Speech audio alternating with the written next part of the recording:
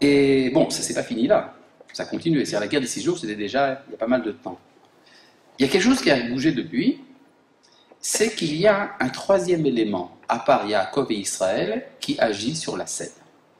En effet, notre troisième ancêtre, Yaakov, porte 3 noms. Il s'appelle Yaakov, il s'appelle Israël, et il s'appelle également Yeshurun. Comment est-ce que je le sais? D'abord parce que c'est écrit dans la Torah, dans la paracha de Hazin ou dans la paracha de Zodabracha, mais aussi parce qu'on le dit tous les matins dans les corbanotes, n'est-ce pas? On parle dans les corbanotes, le récitatif des sacrifices tous les matins, on dit que toi qui as aimé notre ancêtre, Yaakov, tu l'as appelé par amour Israël et Yeshurun. Comment est-ce que je sais que c'est écrit dans les corbanotes? Pour une raison très simple. C'est que nos frères ashkénazes sont meilleurs que nos frères séfarades. De ce point de vue-là, nous savons avec certitude qu'ils récitent les corbanotes à la maison, mais nos frères séfarades sont suspects. Ils sont suspects de ne pas vouloir dire les corbanotes, alors on les oblige à les dire à la synagogue. D'accord? Mais en tout cas, finalement, donc, tout le monde le dit. Et vous avez donc Yaakov, Israël et Yeshurun. C'est quoi Yeshurun? Yeshurun, c'est une troisième dimension de l'être d'Israël, c'est la dimension universelle. La dimension universelle a été mise de côté depuis les débuts du sionisme.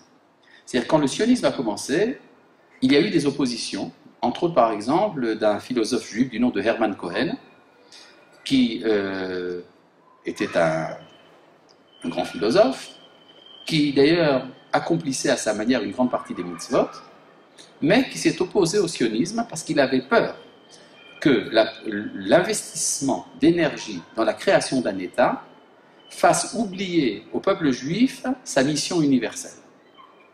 Donc il était opposé au sionisme. D'ailleurs, quelqu'un un jour lui a demandé, comme ça dans l'intimité, « Mais enfin Hermann, pourquoi est-ce que tu es tellement contre ces gens-là » Il dit « Parce que ces gens-là veulent être heureux. »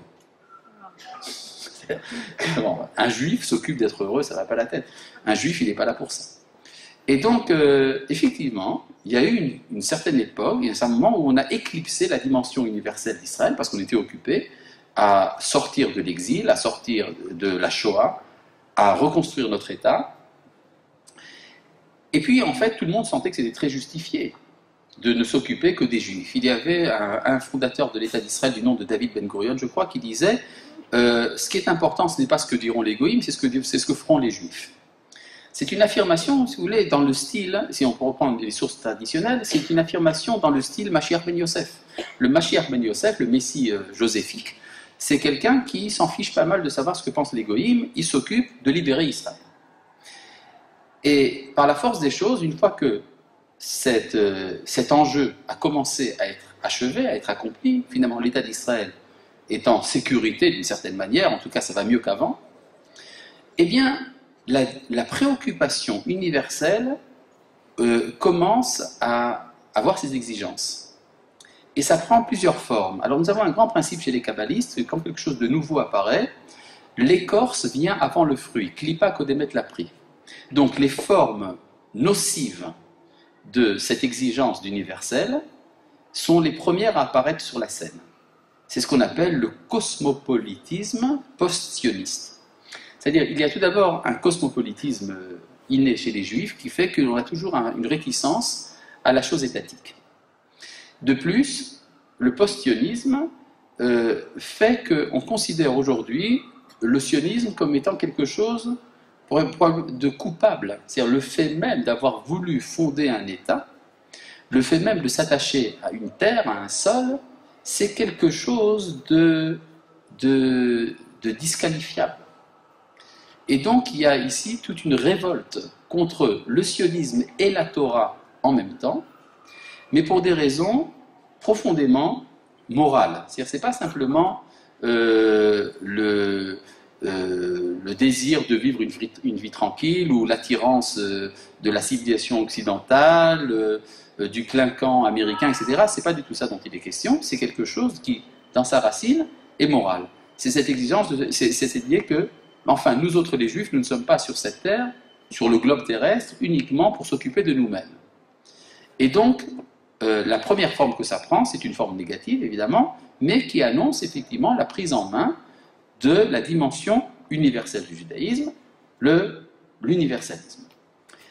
Et il est intéressant de voir qu'il se passe aujourd'hui quelque chose de, disons, qui dépasse l'entendement de l'Israélien moyen. L'Israélien moyen est intéressé à ce qu'on le laisse vivre en paix. Et l'actualité internationale fait que l'Israélien moyen ne peut pas vivre en paix. C'est quoi l'Israélien moyen? Il y en a deux sortes. Il y a l'Israélien moyen laïque et il y a l'Israélien moyen religieux.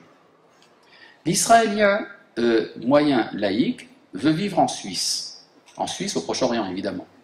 C'est-à-dire que l'État d'Israël serait une sorte de paradis économique, culturel, touristique, et ça serait très bien. D'ailleurs, vous avez qu'à voir dans les dépliants distribués par le ministère de la Hasbara israélienne, avant de monter en avion dans les aéroports, vous avez un petit dépliant pour expliquer ce que c'est qu'Israël.